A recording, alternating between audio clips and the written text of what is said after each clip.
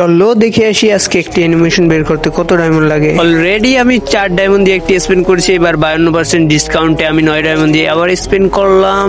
Spend করার সাথে সাথে 2টা টোকেন, যাই হোক পেয়ে গেছি। 39 ডায়মন্ড দিয়ে পাবো এবার পাবো লাখ লাখ লাখ।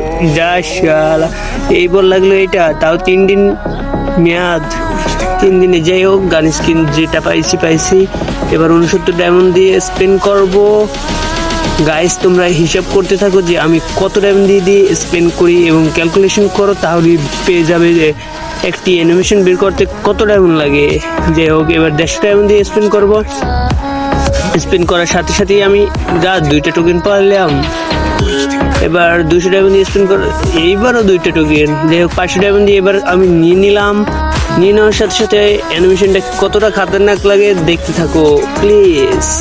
আর হ্যাঁ, তোমাদের যদি এই ধরনের ভিডিও ভালো লেগে থাকে তাহলে আমার চ্যানেলটি সাবস্ক্রাইব করো এবং পেজ থেকে দেখে থাকলে পেজটি ফলো করো বা আইডিটি ফলো করো।